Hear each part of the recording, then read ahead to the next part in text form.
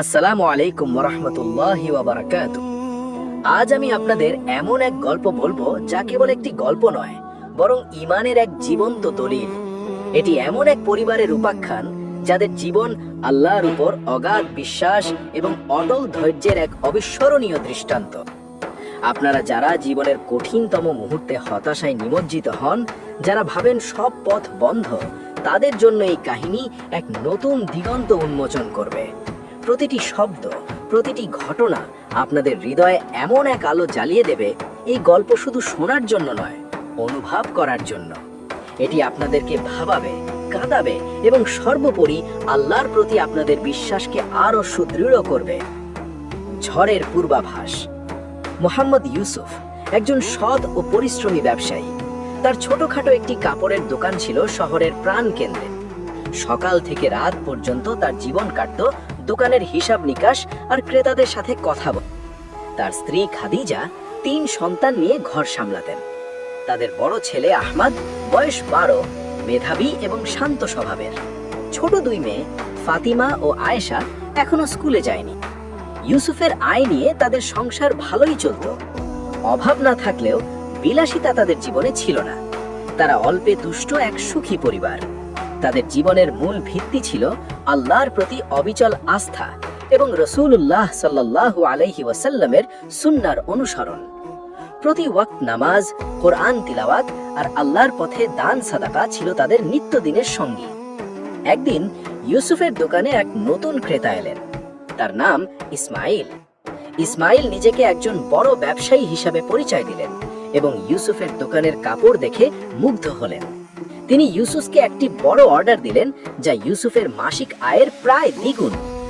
ইউসুফ প্রথমে কিছুটা দ্বিধায় পড়লেন, কারণ এত বড় অর্ডার সামলানোর মতো পুঁজি তার ছিল না। কিন্তু ইসমাইল তাকে আশ্বস্ত করলেন যে তিনি অগ্রিম কিছু টাকা দেবেন এবং বাকিটা কাজ শেষ হবার পর পরিশোধ করবেন। ইসমাইলের কথায় ইউসুফ ভরসা পেলেন। তিনি ভাবলেন হয়তো আল্লাহ তার জন্য রিজিকের নতুন দরজা খুলে দিচ্ছেন। ইউসুফ তার স্ত্রীর সাথে পরামর্শ করলেন। খাদিজা বললেন, দেখুন, এত বড় ঝুঁকি নেওয়া কি ঠিক হবে? আমাদের তো এত পুঁজি নেই। যদি কিছু ভুল হয় তাহলে আমাদের সব শেষ হয়ে যাবে। ইউসুফ খাদিজাকে আশ্বস্ত করে বললেন, আল্লাহর উপর ভরসা রাখো, তিনি যা করেন ভালোর জন্যই করেন। ইসমাইল সাহেব তো অগ্রিম টাকা দিচ্ছেন, আর আমি তো তার দোকানে গিয়ে সব যাচাই করে এসেছি। মনে হচ্ছে আল্লাহ আমাদের জন্য এক নতুন পথ খুলে দিচ্ছেন। খাদিজা স্বামীর কথায় সায় দিলেন, যদিও তার মনের কোণে এক সূক্ষ্ম ভয় থেকেই গেল। ইউসুফ ইসমাইলের দেওয়া অগ্রিম টাকা দিয়ে নতুন কাপড় কিনলেন এবং কারিগরদের দিয়ে দিন-রাত কাজ করিয়ে অর্ডারটি সময় মতো প্রস্তুত করলেন। ইসমাইল এসে কাপড় দেখে খুব খুশি হলেন এবং ইউসুফকে প্রশংসা করলেন। তিনি বললেন যে বাকি টাকা তিনি 1 সপ্তাহের মধ্যে পরিশোধ করে দেবেন। ইউসুফ আল্লাহর শুকরিয়া আদায় করলেন। তার মনে হলো তার পরিশ্রম সার্থক হয়েছে। কিন্তু 1 সপ্তাহ পেরিয়ে গেল, ইসমাইলের কোনো খবর নেই।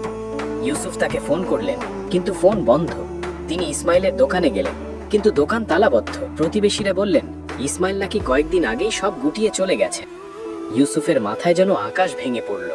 তার সারা জীবনের সঞ্চয়, যা তিনি এই অর্ডারে বিনিয়োগ করেছিলেন, সব শেষ হয়ে গেল।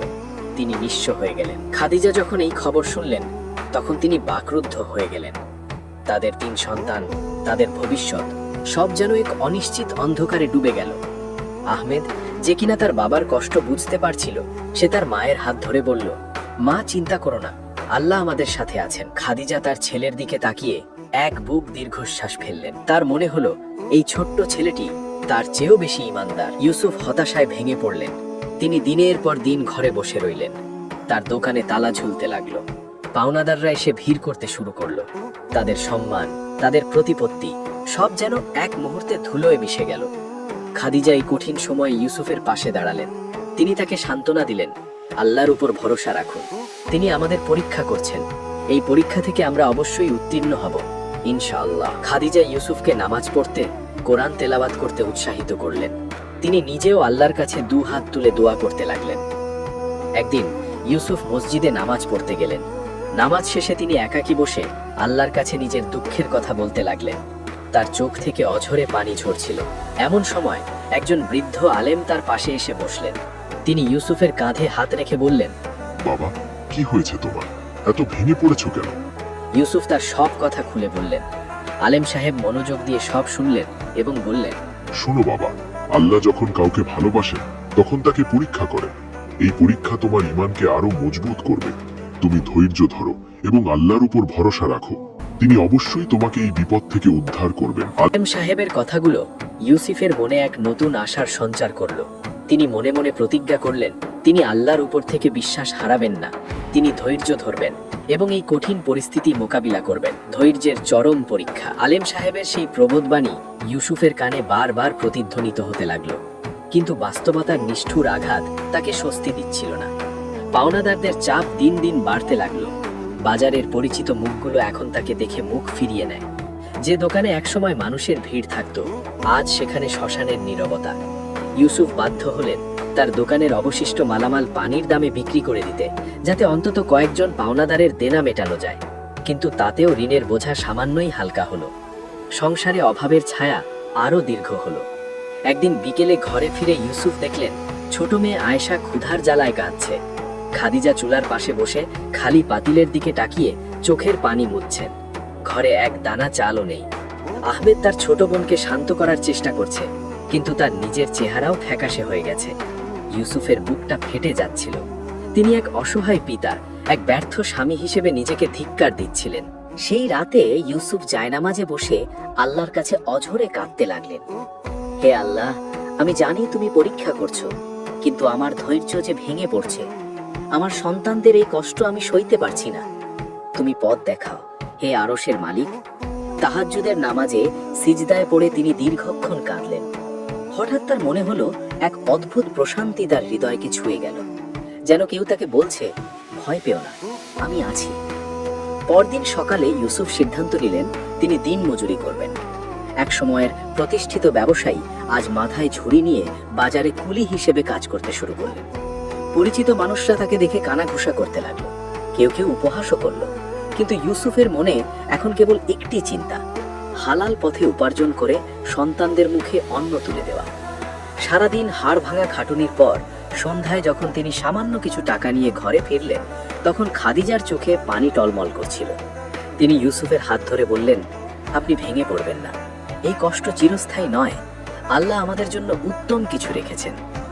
এরই মধ্যে একদিন ইউসুফের বড় ছেলে আহমেদ অসুস্থ হয়ে পড়ল। তার প্রচন্ড জ্বর, শরীর নীল হয়ে যাচ্ছে। ডাক্তারের কাছে নেওয়ার মতো টাকাও তাদের কাছে নেই। ইউসুফ বাজারের এক পরিচিত ফার্মেসিতে গেলেন ওষুধের জন্য, কিন্তু আগের দেনা পরিশোধ না করায় তারা ওষুধ দিতে অস্বীকার করল। ইউসুফ বৃষ্টির মধ্যে রাস্তার মোড়ে দাঁড়িয়ে কাঁদতে লাগলেন। তার মনে হলো পৃথিবীটা তার জন্য সংকীর্ণ হয়ে আসছে। ঠিক সেই মুহূর্তে একটি দামি গাড়ি তার সামনে এসে থামল। গাড়ির কাঁচ নামিয়ে একজন ভদ্রলোক তাকে ডাকলেন। ইউসুফ চিনতে পারলেন না। ভদ্রলোক বললেন, আপনি কি মুহাম্মদ ইউসুফ, সেই কাপড়ের ব্যবসায়ী? ইউসুফ মাথা নিচু করে বললেন, জি, আমি সেই অভাগা। ভদ্রলোক গাড়ি থেকে নেমে এসে ইউসুফকে জড়িয়ে ধরলেন। তিনি বললেন, আমি আপনার কথা অনেক খুঁজেছি। আপনি কি আমাকে চিনতে পারছেন? আজ থেকে 5 বছর আগে আপনি এক অসহায় মুসাফিরকে আপনার দোকানে আশ্রয় দিয়েছিলেন এবং তাকে বাড়ি ফেরার জন্য কিছু টাকা দিয়েছিলেন। ইউসুফের আবঝা মনে পড়ল সেই ঘটনার কথা, কিন্তু সেই সামান্য সাহায্যের কথা তিনি ভুলেই গিয়েছিলেন। ভদ্রলোক বললেন, আমি এখন এই শহরের এক বড় কোম্পানির মালিক। আমি আপনার সততা আর দয়ার কথা ভুলিনি। আমি শুনেছি আপনার বর্তমান অবস্থার কথা। আমি আপনাকে সাহায্য করতে চাই। ইউসুফ স্তব্ধ হয়ে দাঁড়িয়ে রইলেন। তার মনে পড়ল আল্লাহর সেই ওয়াদা, নিশ্চয়ই কষ্টের সাথেই স্বস্তি আছে। অন্ধকারের পর আলোর ঝলকানি। সেই বৃষ্টি ভেজা রাতে ইউসুফের সামনে দাঁড়িয়ে থাকা ভদ্রলোকের নাম ছিল আব্দুল্লাহ। আব্দুল্লাহর দেওয়া টাকারে ইউসুফ দ্রুত তার অসুস্থ ছেলে আহমেদকে হাসপাতালে নিয়ে গেলেন। ডাক্তাররা জানালেন, সঠিক সময়ে চিকিৎসা না হলে আহমেদের জীবন বিপন্ন হতে পারত। ইউসুফ হাসপাতালের বারান্দায় বসে অঝরে কাঁদতে লাগলেন। তবে এবার হতাশার কান্না নয়, কৃতজ্ঞতার অশ্রু। তিনি বারবার মনে মনে বলছিলেন, হে আল্লাহ, তুমি তোমার বান্দাকে কখনো একা ছেড়ে দাও না।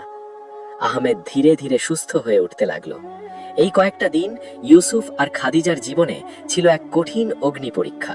আব্দুল্লাহ কেবল হাসপাতালের খরচই দিলেন না, তিনি ইউসুফকে তার অফিসে ডেকে পাঠালেন।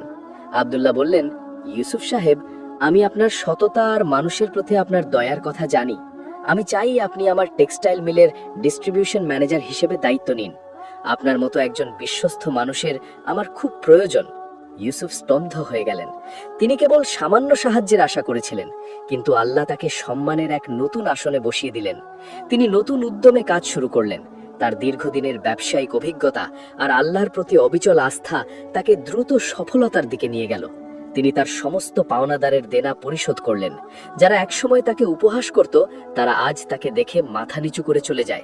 কিন্তু ইউসুফ কারো প্রতি কোনো ঘৃণা বা ক্ষোভ রাখলেন না। তিনি শিখিয়েছিলেন যে মুমিনের ধৈর্য কেবল বিপদে নয়, সফলতার সময়ও সমানভাবে গুরুত্বপূর্ণ।